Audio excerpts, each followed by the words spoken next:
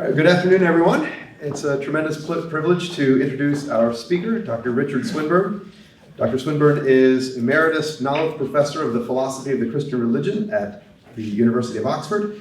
And by the way, those of you who are PPE majors may be interested to know that Dr. Swinburne also received his undergraduate degree in PPE from Oxford. Dr. Swinburne has published more than 20 books, including seminal volumes published in multiple editions and languages, like The Existence of God, The Coherence of Theism, Faith and Reason, Providence and the Problem of Evil, Mind, Brain, and Free Will, and The Resurrection of God Incarnate, to name just a few. And I should also mention that his philosophical writing was an important influence in my own intellectual growth and development when I was an undergraduate student years ago. In his latest book, Are We Bodies or Souls?, Dr. Swinburne defends a view known as Cartesian substance dualism, roughly the view that the mind and soul can exist independently of the body and brain. His thesis about our essential nature will be the subject of his lecture today, so please join me in welcoming Dr. Richard Swinburne.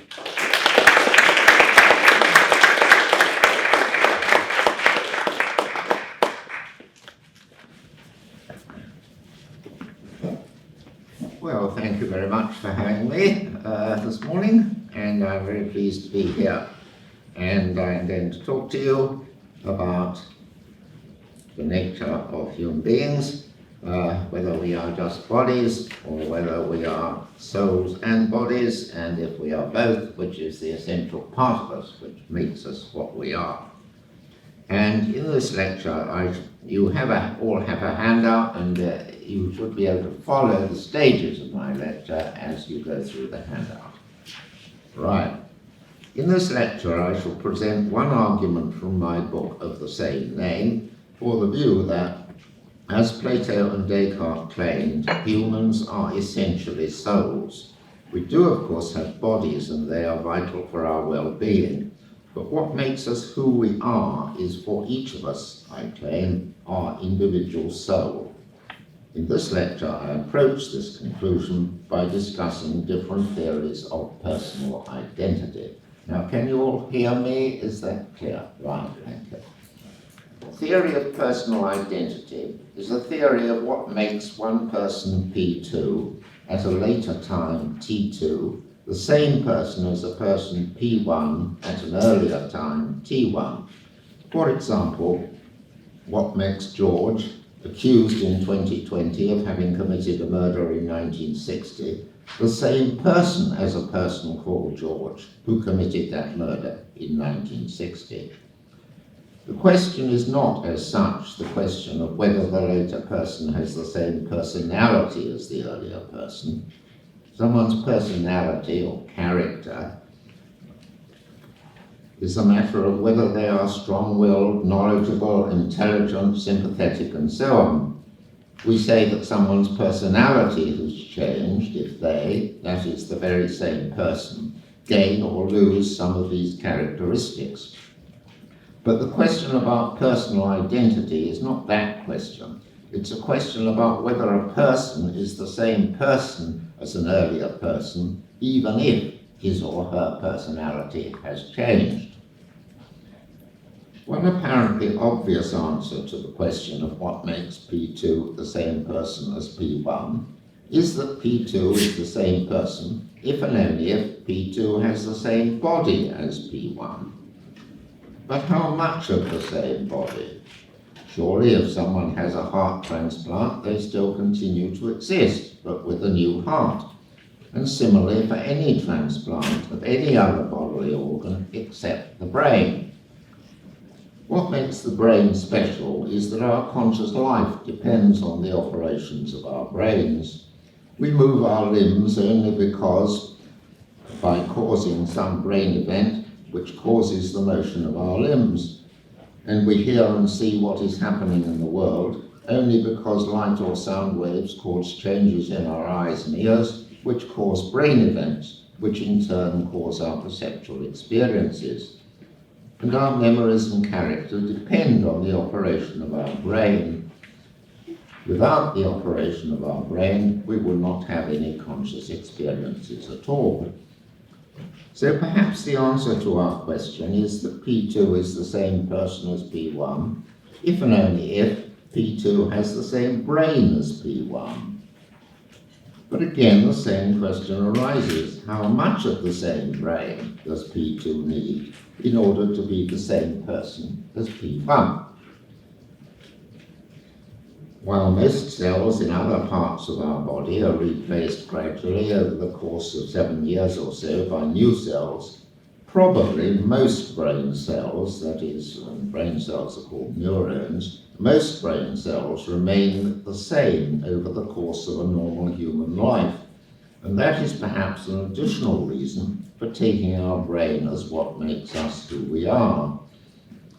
But although natural processes may not lead to large replacement of brain parts, surgical operations could do so. Surgeons often remove diseased parts of the brain. Although at present it's not possible for surgeons to replace a damaged brain part with a part transplanted from another body, this should become possible within the next century. After all, surgeons are now just beginning to be able to reconnect severed spinal nerves, and so that they are on the way to being able to connect a severed nerve to a new nerve obtained from elsewhere. And the nerves which connect brain parts with other brain parts are nerves of the same kind as spinal nerves.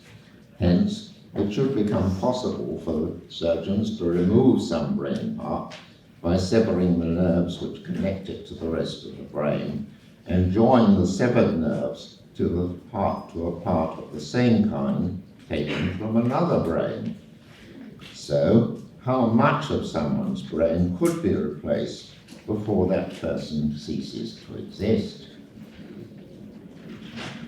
One important fact about the brain which highlights these issues is this. The brain consists of two cerebral hemispheres, left hemisphere, right hemisphere, and the lower part, the cerebellum. Our conscious life depends on the upper part of the cerebral hemispheres, the cerebral cortex. And we have a left one and a right one. Patients suffering from some otherwise incurable epilepsy due to a malfunctioning hemisphere sometimes have parts of one hemisphere removed, and they may even have the whole hemisphere removed, the whole left or the whole right hemisphere removed, in an operation called an anatomical hemispherectomy. What happens then is that most of the functions of that part or whole hemisphere are taken over by another part or another whole hemisphere, and the patient thinks and behaves in much the same way as before, except, that is, for not having epileptic fits.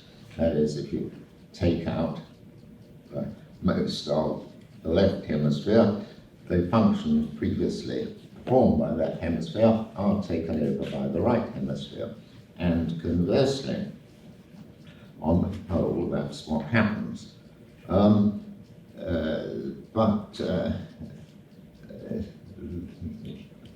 that case, the memories remain largely the same as before, and character is not very different. If this operation is performed, there is some difficulty in someone moving certain parts of their bodies for a little while, but even that can be overcome. And the interesting thing is that it doesn't matter which of the two hemispheres is removed. The person can still continue to exist with the same memories and character. And that shows that there is a considerable overlap between the brain states of the two hemispheres which give rise to conscious memories and character. So, suppose, and here is a, so far, imaginary experiment, but it may yet be done. So suppose when one of the hemispheres is removed from one person, let's call him John, it is replaced by a hemisphere transplanted from the brain of a different person, James. Then it is to be expected that the resulting person will have some of the memories and aspects of character deriving from James, as well as some memories and aspects of character derived from John. So is the resulting person John, or is it James, or is it neither of these? If you think that the answer is that the resulting person is John because he still has most of John's brain, including the cerebellum, then consider a more radical surgical operation in which both hemispheres are removed from a different person, whom I will call Alexandra, and also from two other persons, whom I will call Alex and Sandra. Alex's left hemisphere is then connected to Alex's brain, and Alexandra's right hemisphere is connected to Sandra's brain. Then, both of the two subsequent persons would have equal claims to be Alexandra, because they would both have an equal amount of Alexandra's brain. And there would seem to be no possible subsequent experiment which could show which of any is Alexandra, Alex, or Sandra, and whether which of them was still alive even. You can see all that the neuroscientist can say is the subsequent person has these memories and behaves like this, but they can't tell you who the subsequent person is. No experiment will show that, because both subsequent persons show equal evidence of being one or the other. The theories of personal identity prevalent in the English-speaking world of the last 2 centuries have been of 3 kinds: physical theories, mental or psychological theories, or mixed theories. A physical theory analyzes P2 being the same person as P1 in terms of P2 having all or some of the same body or same brain as P1. A mental theory analyzes P2 being the same person as P1 in terms of P2 having many largely true memories of the actions of P1 and a similar character to P1, when these memories and character of P2 are causally dependent. There's a causal root between P1 and P2 in this respect. A mixed theory contains elements of both physical and mental theories. Faced with the difficulties which I have described, a physical theory will have to tell us how much of the body or brain of P1 P2 needs to have in order to have P1's body or brain. A mental theory will need to tell us how many of the memories of P1's experiences P2 needs to have, and how similar to P1 P2's character needs to be in order to be P1. And the mixed theory needs to tell us what combination of brain parts and memories would make P2 identical to P1. All of these theories are what is known as complex theories. Complex in the sense that P2 being the same person as P1 is to be analyzed in terms of a certain degree of continuity of one or more separate features of P2 with those of P1.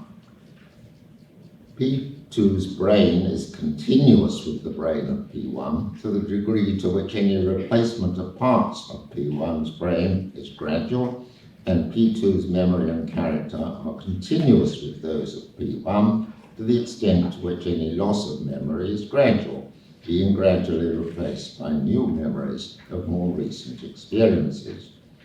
For example, a detailed brain theory of personal identity might have a continuity requirement, for example, that P1 is the same as P2 if and only if, over any period of 5 years separating them, no more than 10% of P1's brain has been replaced by a part taken from some other person.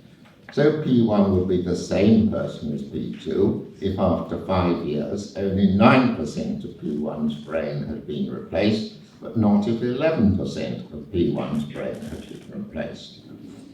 A detailed mental theory will need to specify whether there needs to be a chain of intermediate persons between P1 and P2, such that there is one person P1 star at T1 star immediately after T1, whose memories and character are almost the same as those of P1, and then another person, P1, 2 stars, at T1, 2 stars, whose memory and character are almost the same as those of P1 star, and so on until we get to P2.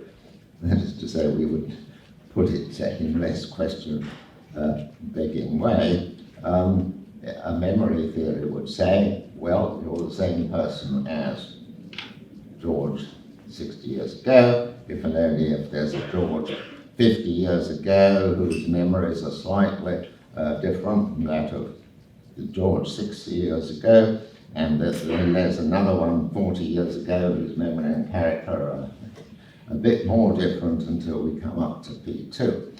And going back to the brain theory will say, well, there has to be, it matters whether the replacement of brain parts is gradual and how many brain parts have to be replaced after how many years in order for the person to remain the same. And a mixed theory obviously has elements of both in it. But the point is that there has to be a theory which will give you some answers to this, and the theory has to give details of this. And that's the problem. The first problem. These theories are complex in that they refer to different features, brain, how much of it after how long, or memories, how many memories after how long, and they analyze personal identity in terms of degrees of other features. And they're all open to the arbitrariness objection. It seems highly arbitrary to suppose that P2 is the same as P1, only if no more than 10% of P1's brain has been replaced over 5 years, but not if P1, P2 would not be P1 if more than 10% has been replaced. The same objection will go for any other brain theory which contains different numbers from this example. For example, it might say no more than 5%, or replacement has to be over a period of 20 years or something like that. And a similar objection applies to memory and character, mental and mixed theories. It seems highly arbitrary to suppose that P2 is the same as P1 only if he can remember at least 5% of P1's experiences after 5%. And yet, as I stressed before, no conceivable experiment could show which of such theories is correct. All that an experiment could show is that P2 had such and such brain matter and such memories and character. But the issue is whether the person who did have such and such brain matter and such memories and character is P1. And there couldn't be the slightest reason for preferring any one detailed theory, which some philosopher might offer, over a slightly different one. But which is the right theory is a very important matter, which will rightly influence human decisions. Consider the case of a patient who has a serious brain disease which can only be cured not merely by removing a certain part of the brain, but by replacing it with a part obtained from another brain. Before they agree to undergo the operation, the patient will need to know whether they are likely to survive the operation. A neuroscientist might be able to tell the patient whether the operation is likely to be successful, in the sense that after the operation there will be a living conscious person, and the neuroscientist might be able to tell the patient how much of their past memory the subsequent person will have, and perhaps even whether the subsequent person will have a similar character to the present patient. But unless the neurosurgeon has access to a true philosophical theory of personal identity, the neuroscientist will not be able to tell the patient whether they, the patient, will survive the operation. So that's one objection, and I think it's a devastating one to all of these complex theories. But many of the complex theories are open to a second objection, the more than one candidate objection. I mentioned earlier the possibility of an operation in which both hemispheres are removed from one person, Alexandra, and also from two other persons, Alex and Sandra. And Alexandra's left hemisphere is then connected to Alex's brain, and Alexandra's right hemisphere is connected to Sandra's brain. Then, on a theory that claims that in order to be P1, a subsequent person needs only to have 10% of P1's brain and to be able to remember 5% of the past experiences of P1, then both subsequent persons would be Alexandra. They would both satisfy this requirement. But that's not possible, since the two persons now live quite independent lives and think quite different thoughts from each other. They may never meet again.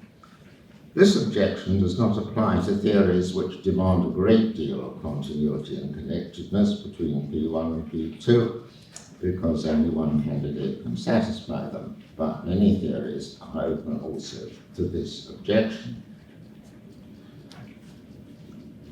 It is because of the continuity between persons who have less and less of the brain matter of some person P1 and less of the memories and character of P2, because of the continuity between theories of these kinds, most of those who advocate complex theories about personal identity have moved to a theory which reflects that continuity. And this is a theory of partial identity. The word partial identity is mine, but that in effect is their nature. Because you can't, because all these theories seem to be arbitrary, and they are continuous in the sense that a theory may demand 10%, 20%, or so on. Those who are sympathetic to this kind of approach of analysing personal identity in terms of degree of these features have moved to a kind of theory which I call partial identity. The claim is that the less and less of P1's brain matter and or memories and character a subsequent person P2 has, and the less and less gradual is the process by which the change occurred, the less is the identity of the subsequent person, P2 with P1. That is to say, they are saying that P2 can be almost identical to P1, or a bit less identical to P1, and so on. Among eminent philosophers who have advocated such a theory are Robert Nozick, David Lewis, and Derek Parfit. Nozick described later persons who evolved causally from earlier persons as being their continuous. Lewis wrote of personal identity as a matter of degree of a relation of continuity, which he called the R relation.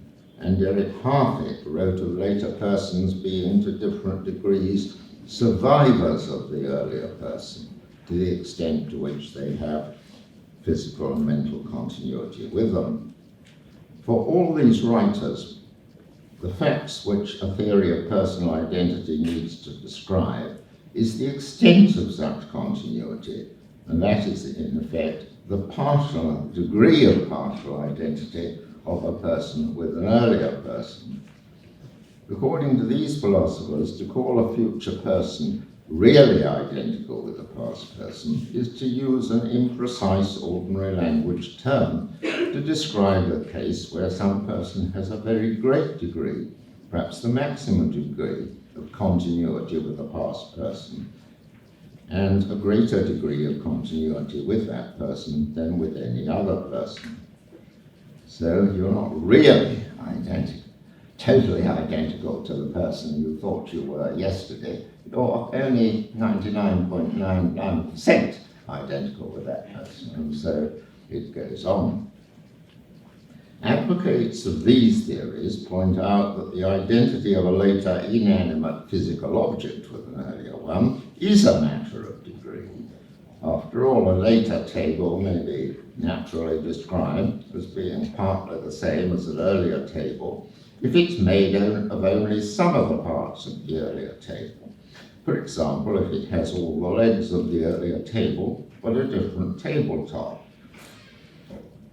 The facts in virtue of which we might say that a later table is totally the same, partly the same, or hardly the same, are the degree of continuity of its parts with those of the earlier table. It has greater continuity with the earlier table if it has most of the parts of the earlier table, and so it is more identical to it than it would be if it only had a few parts of the earlier table. Why, say these philosophers, should we not say the same about persons, perhaps taking into account their memories and character as well as their brain matter? There is, however, I claim, an enormous difference between persons and inanimate things such as tables, in that an earlier person being identical with a later person entails that the earlier person is going to experience the experiences of the later person. Inanimate things do not have experiences, and so their identity can rightly be analysed in terms of the continuity of their parts.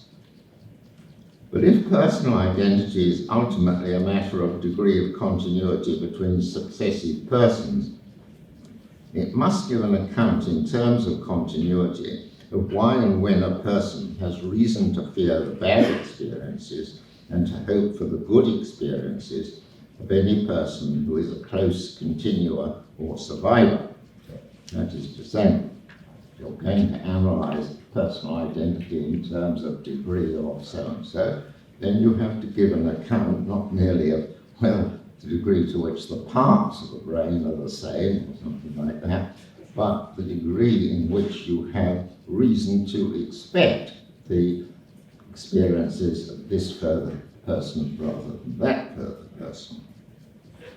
Presumably, such a theory must say that a person has more reason to fear or hope for the experiences of a future person to the extent to which that first future person is a close continuer of himself, that is to say, has more memories and character and sound and brain parts.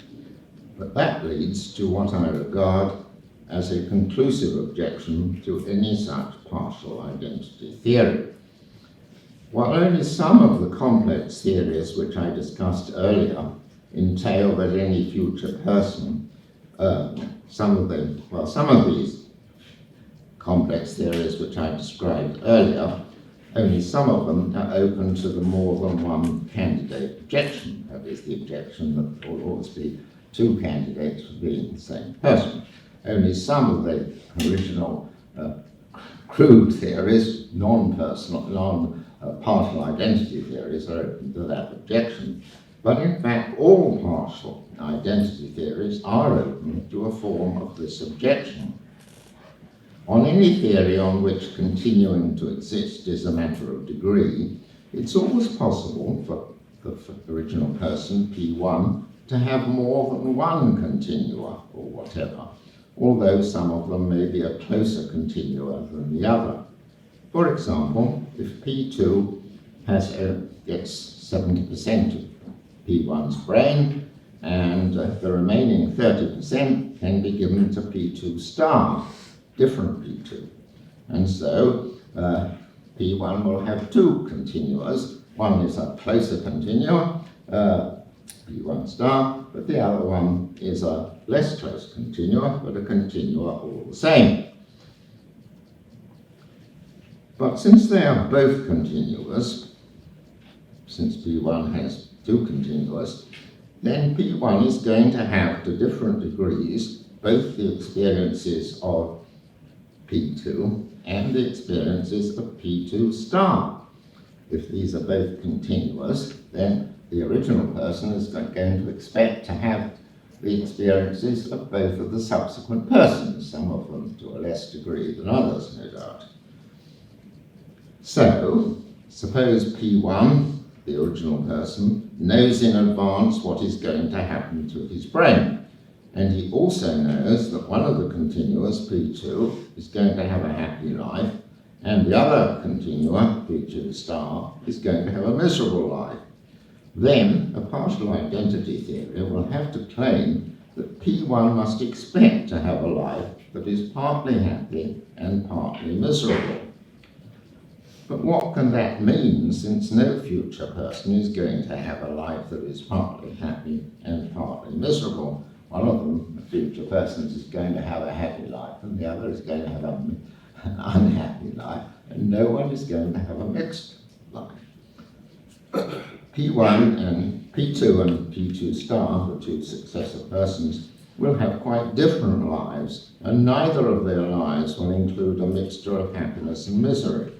So perhaps the suggestion is that, as with tables, part of P1 this is an alternative way of expressing personal partial identity. I'm suggesting you might express it in terms of both persons are going to have, the original person is going to have some of the experiences, not each, but that won't do. So the alternative might be that, as it were, the original person has two parts, like the original table has a tabletop and legs, and some of these parts are going to have one experience, and others of the parts are going to have a different experience.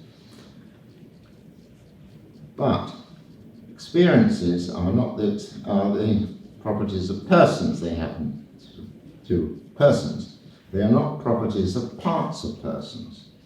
While part of my brain may be the cause of me hearing a sound, and another part of my brain may be the cause of me feeling pain, nevertheless but I experience both. I co-experience both the sound and the pain.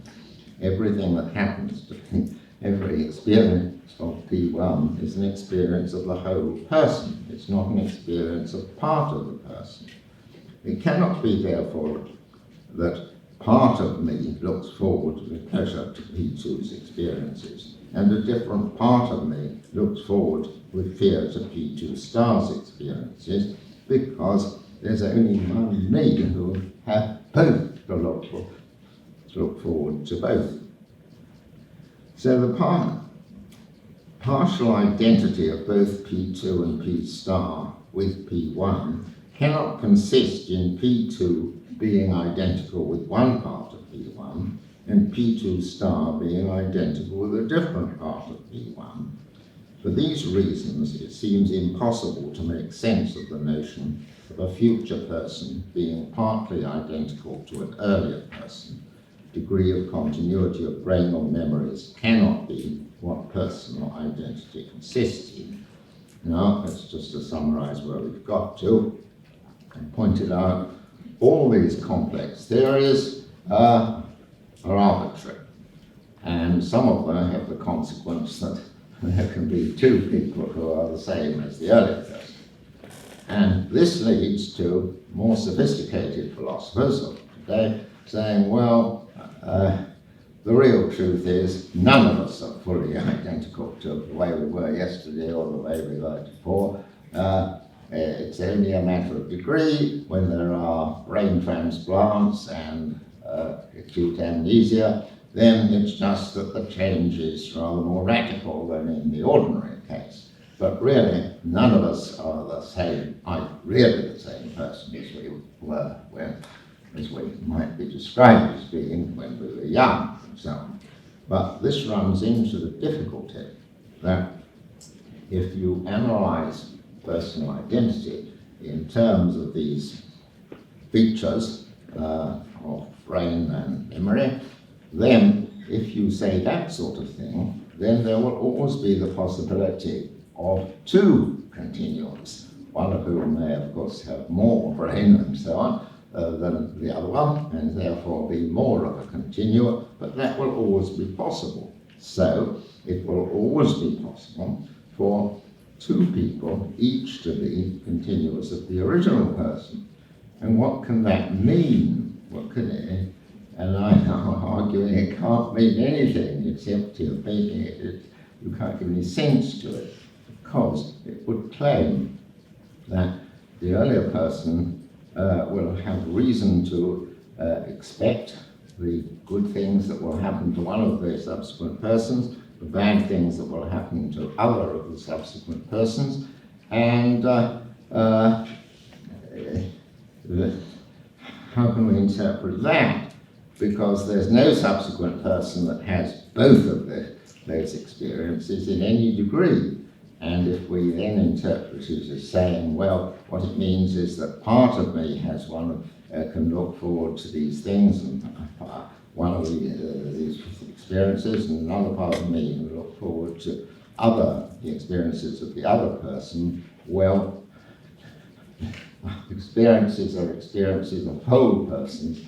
When I have an experience, it's all me and it's not that part of me has one experience and part has another. So one can't give sense to the notion of there being a partial identity between persons.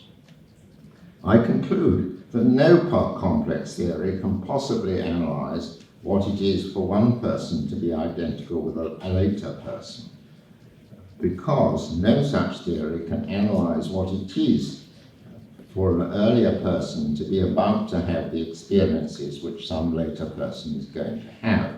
It simply isn't enough to say for there to be any degree of continuity between the experiences of the earlier and later persons.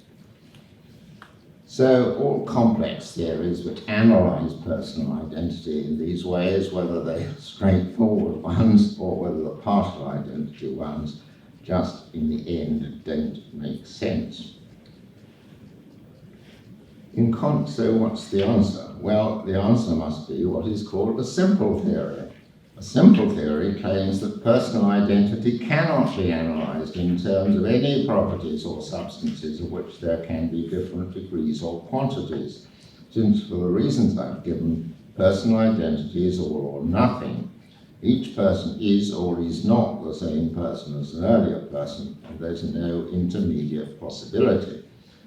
Certainly, the greater the continuity between P1 and P2 of brain, memory and character, the more probable it is that P1 is P2. P2 is P1. But this continuity is only probabilistic evidence of personal identity, which is something different from that continuity.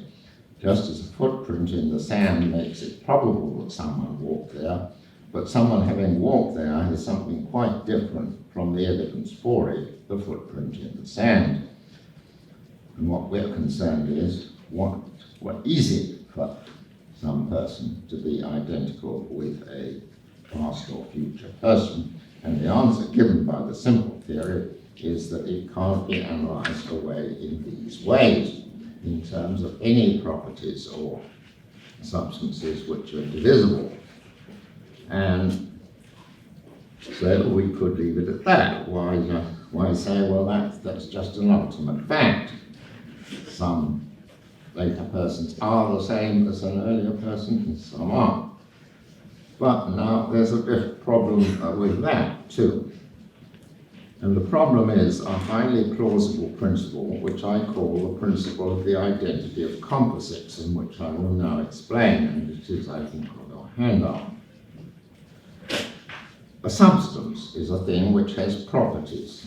A substance is a component of the world. The Milky Way, my house, my desk, and each of the atoms of which my desk is made are all substances. They have properties, including properties of shape, mass, volume, colour, and so on. Persons are substances.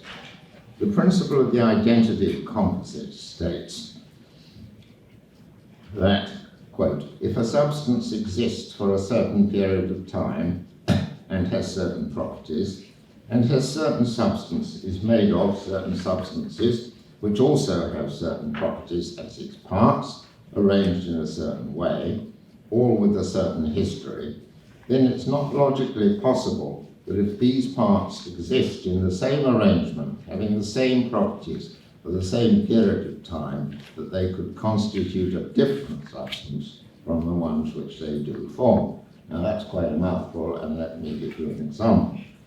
Consider a car, certain car, C1, parked at a certain time in a car park. It has many different parts, engine, wheels, seats, and so on, arranged in a certain way.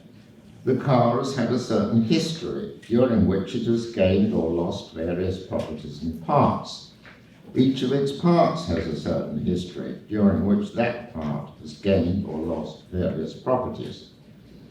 Now, is it possible that instead of this car, there could be a different car, C2, parked in the same place at the same time, which was made of all the same parts, arranged in just the same way, and all of these parts have the same properties as C1 at each moment as the other, and yet that's a different car? It doesn't make sense to suppose this. The history and properties of the car and the history and properties of its parts fully determine which car it is. It's simply not compatible with all that I've described being the same, that C2 could be a different car from C1. Now, reconsider the earlier example of P2, for example, Alex, being formed of some of the parts of and having some of the memories of the experiences of P1, Alexandra. A person is a substance. So, by the principle of the identity of composites, any person, P2 star, formed from exactly the same parts obtained from P1 as P2, arranged in exactly the same way as these parts, having had the same properties and history as those of P2, and having exactly the same memories of P1's experiences as does P2, and exactly the same degree of similarity of character to P1 as does P2, would be P2. It follows that if the only parts of P2 are physical parts, and it and the parts have had a certain past history, then it would not be possible for P2 still to be either P1 or not P1. The principle of the identity of composites does not determine whether P2 is P1, but it does follow from it that the only thing which determines whether P2 is P1 is the parts of which P2 is made, their properties and their histories. So there can't be two different persons, all of whom are made of the same matter and all of us have the same properties through time.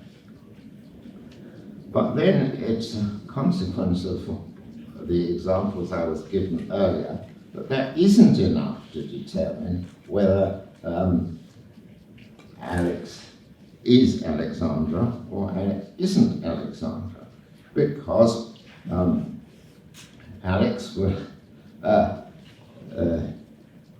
it's possible, knowing all that we do about what has happened to the parts of Alexandra and all we know about Alex, what's the case with Alex,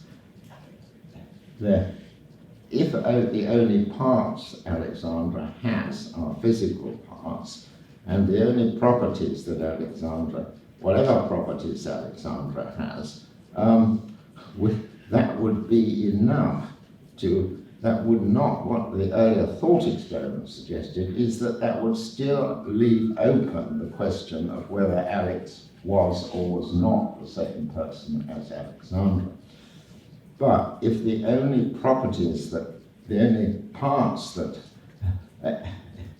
persons have are physical parts, and the only whatever properties they have, the principle of the identity of composites has the consequence that who the later person is, whether the later person is Alexandra or isn't Alexandra, is to be determined. There couldn't be two different answers to that problem. It couldn't be still unclear whether or not that later person was or wasn't Alexandra, because the principle says the whole history, past history does determine which person it is, given that the whole past history is just the history of the physical parts.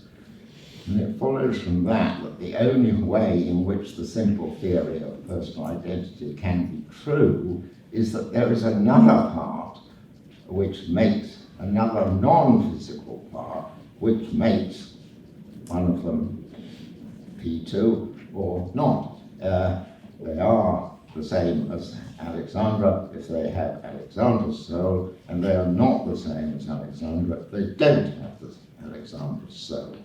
That is to say, there has to be something which makes it the case that the later person is Alexandra or isn't Alexandra. And if all the parts that make up persons are just the physical parts, whatever properties they have, that's not enough to determine who they are, so there must be a different part. The principle does not determine whether P2 is P1, but it does follow from it that it's a logical consequence of its past history and all its parts that it's P1, or it's a logical consequence of its past history that it's not P1 if the only parts it has are physical parts. But given a simple theory for which I have argued, the physical parts and their properties, mental and physical, may be quite insufficient to determine whether the later person is or is not the same as the earlier person. So, P2, Alex, must have another part which determines whether she is or is not the same as the earlier person. That part must be a non-physical part, and it must be an indivisible part, since if it were divisible, the problems discussed above would reappear in the form of a problem of what proportion of that part would be necessary for P2 to be P1. This non-physical, indivisible part is what we call P1 soul. And given that there is a person who has P2, who has P1 soul, any suggestion that physical parts or mental and physical properties are also necessary in order for P2 to be P1 would be open to those same difficulties about which proportion of these features would be necessary. Hence I conclude that if there is a person P2 who has P1 soul, then P2 is P1, and if a person P2 does not have P1 soul, then P2 is not P1. Normally, no doubt, when there are no large brain transplants or amnesia, our soul goes where our brain goes. But in the puzzle situations, no one can know where our soul goes. And yet, of course, there is somewhere where it does go, only we can't know what it is, where it is. Nevertheless, in all circumstances, our soul determines who we are. I should now add as a postscript that this is an important consequence for Christian doctrine. Most Christianity and indeed other main Western religions, Judaism and Islam, believe in life after death. And it's a central Christian doctrine that the dead will be raised again at the general resurrection as embodied humans. But the dead bodies of humans are often burnt in a crematorium and turned into chunks of energy. A chunk of energy is just the chunk it is in virtue of how much energy it contains. There is nothing to distinguish the chunk of energy produced by burning one dead body from the chunk of energy of the same amount produced by burning a different dead body. So there is nothing on a physical view that all the parts of us are physical parts. There would be nothing, as it were, to be resurrected. But if what I'm saying is on purely philosophical grounds is true, what makes us what we are is a non-physical part. And therefore, when we die, even though our bodies may be burnt in the crematorium, there is another part, Nothing I've said has any immediate consequences for what happens to that other part, but it does show there is another part for something to happen to, and that is an important step towards establishing the doctrine of the resurrection. The doctrine of the general resurrection is that we are resurrected with our bodies, and our soul can be given, of course, a new body at the general resurrection. But if there is no continuing soul to be given that new body, there can be no resurrection. So that is my conclusion. That's what we're made of. That's why it's possible for us to live again after our death.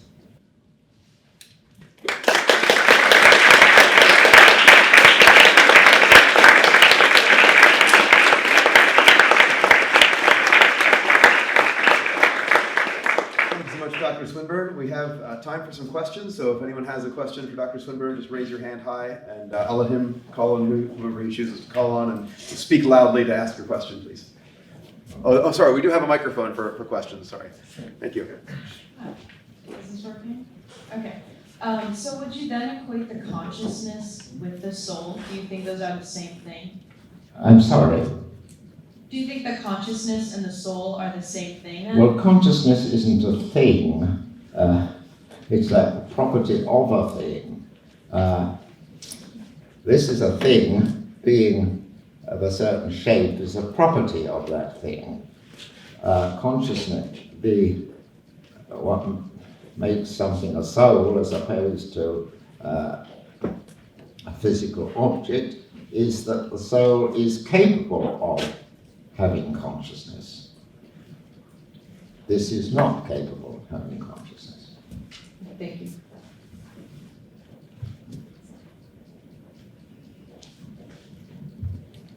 Could you give a definition for soul?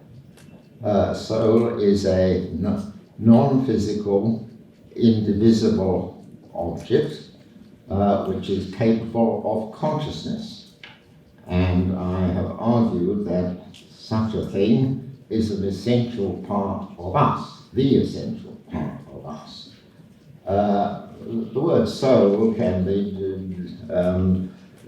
defined in different ways by different philosophers, but that's the definition I'm using, and it was what Plato and Descartes used. It's not, for example, what Aristotle used. He used the same word to describe something quite different.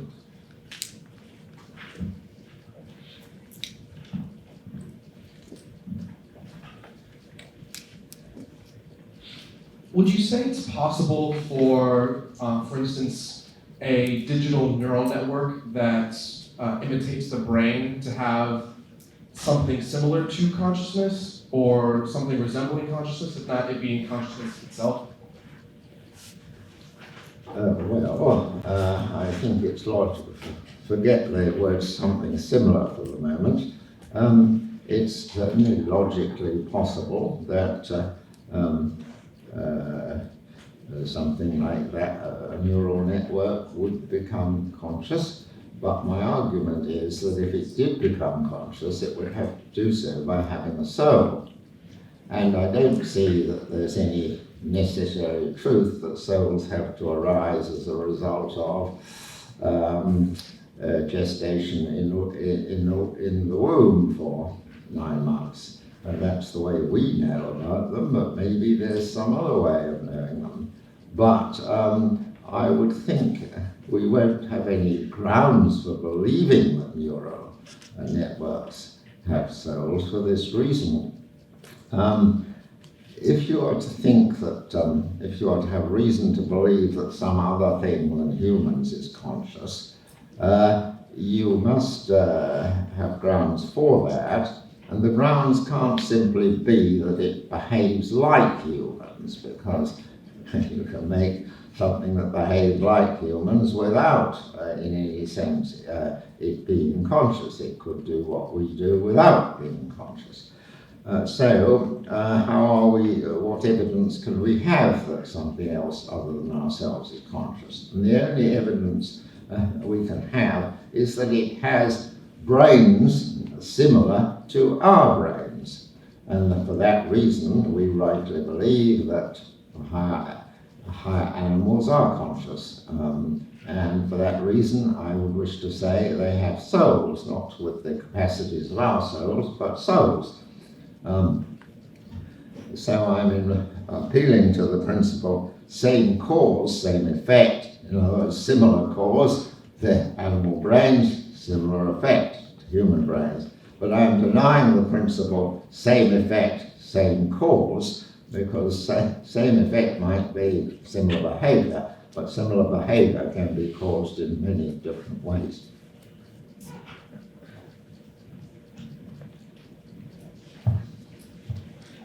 Based off of what we've been discussing so far, can you provide a definition for consciousness? Definition for consciousness? No, it's too primitive to be defined. That's to say, you can't define everything. You can define A by B and B by C and C by D, but in the end you have to come down to something that you know the meaning of, not because it has a definition, but because you can recognize examples of it. That applies not just to consciousness, but to all sorts of primitive things. How do you know what a face means? Not because you give a definition of it, but because you've seen faces, and likewise with colours and so on. And consciousness is like that. It's what you have, you know from your own experience, is what you have when you're awake and listening to me. Yes. And when you're having sensations and thoughts and feelings, it's what is common to all of them. You are conscious.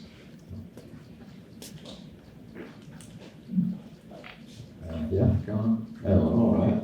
Whoever.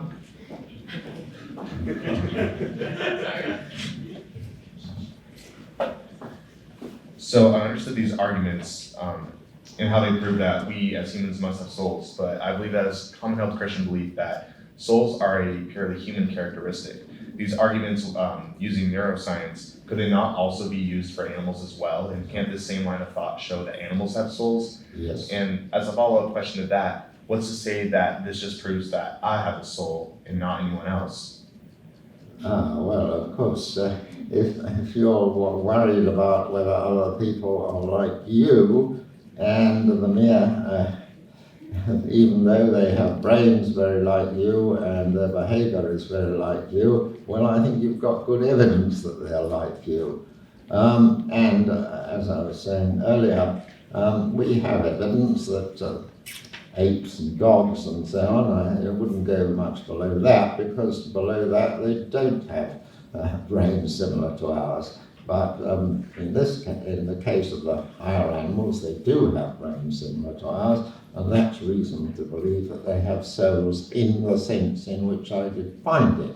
But that doesn't mean that their souls have the same capacities as ours. Our souls have, or we have, in virtue of ourselves having free will, ability to recognize good and bad, right and wrong, ability to reason logically in our minds. Animals can't do these things. So there's a difference in capacities, and of course these capacities of being able to recognize, to argue and to recognize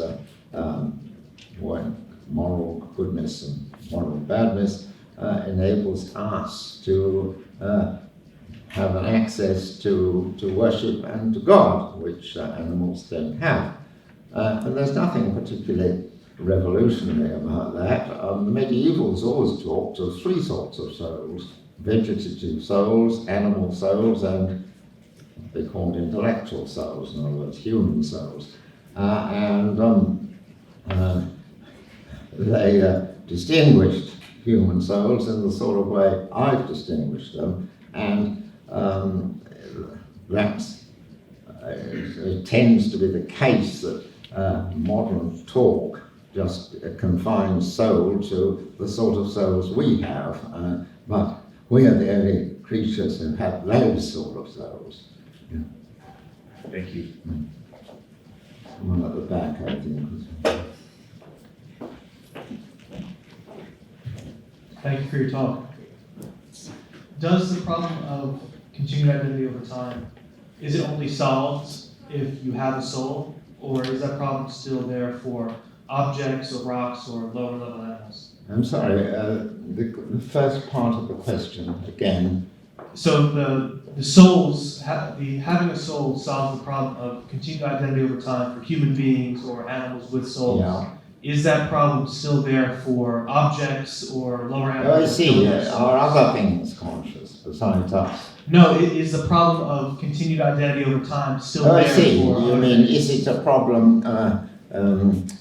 You may have heard of the ship of Theseus, which was much discussed in the 17th and 18th century. This ship was gradually dismantled, and each time one plank was taken out, it was replaced by a similar plank.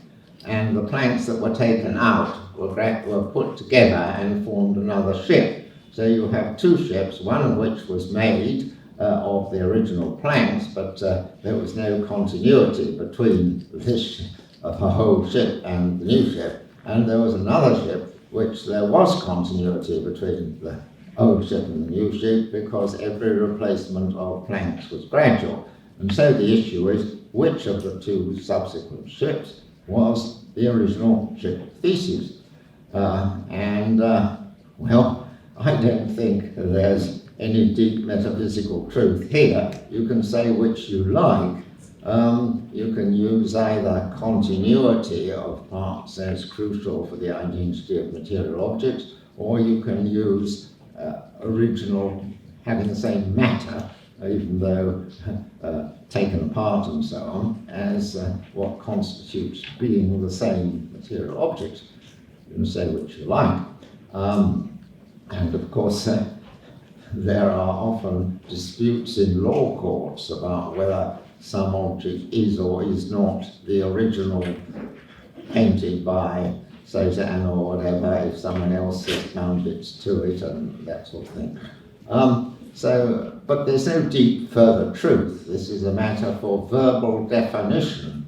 But there is a deep further truth in the case of ourselves and animals as to whether we are the same, because it's a matter of whether we really did that past action, or for which we can be blamed and so on, which doesn't arise with material object, and whether we are going to experience some future experience, which again isn't something that material objects are involved in.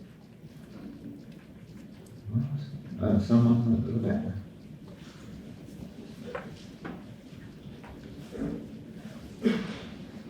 I was just wondering, clearly there is a lot of overlap and connection between mind, body, and soul, and because the brain is a part of the body, but it also stores the memories which are part of the mind, and so on. I was just wondering, where the dividing line is between where the soul starts and where the mind starts.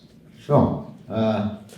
The brain is an entirely physical object in the sense, and I'm using physical in a wide sense, of a publicly accessible object. That is to say, anyone can find out about my brain as well as anyone else can. It's a public knowledge. I have no privileged access to what's happening in my brain. I may know a bit better than somebody else, but that somebody else can find out even better by actually looking at it. But the soul is what has conscious experiences. That is to say, it has sensations, it has thoughts,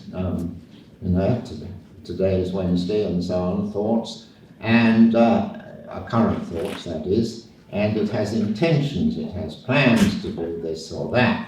And these are conscious, we are aware of them, and they are, in my sense, mental events, because the subject, me, always has a better access than anyone else can have. You can only infer from my behavior what I am thinking about and what I am planning and what I am feeling, but I can know from within, and that makes the difference. The soul is the thing that has the mental experiences, and the brain is the thing that consists of neurons which cause each other to fire. And there is a sharp division there.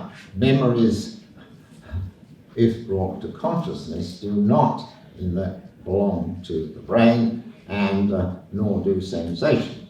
But there is an important grey area, and that is concerned with those continuing mental states which we are aware of from time to time, but which we suppose continue to exist. And these are our beliefs as opposed to our current thoughts, our beliefs and our desires. And these are things states of us we can become conscious of all the time, or at a time, but which we suppose we have when we are not conscious of it. We have a desire, or whatever it is, when we are not thinking about it, but it's there, and we have a